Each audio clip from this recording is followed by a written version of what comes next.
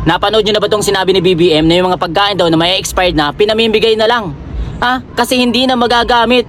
Kaya sa mga kapwa ko Pinoy dyan at sa mga kababayan ko, makinig po kayong lahat ha. Importanteng malaman nyo to. Baka isa na rin kayo sa mga nakatanggap niyang may expired na pagkain na yan. Alam nyo, kahit tayo yung mga nasa laylayan ng gobyerno natin, hindi natin deserve kumain ng mga may expired na pagkain. Galing pa mismo sa gobyerno natin. Di ba? Mali po yan.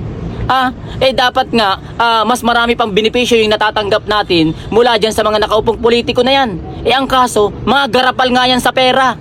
Kaya tira-tira na lang yung napupunta sa ating mahihirap. Di ba? Kaya ang masasabi ko naman dito kay BBM, kahit naman siguro kayo yung bigyan ng may expired na pagkain, isasama rin ang loob nyo pag sa inyo ginawa yan. Di ba?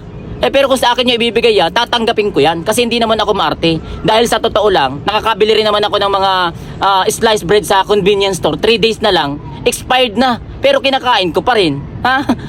Masyado lang kayong maarte. Pag mahirap na, wag nang mag-feeling mayaman. Di ba? Hindi naman sinabing expired eh. Ang sabi doon, may expired. So ibig sabihin, pwede pang kainin, di ba? Bad trip. Itigil mo na yan.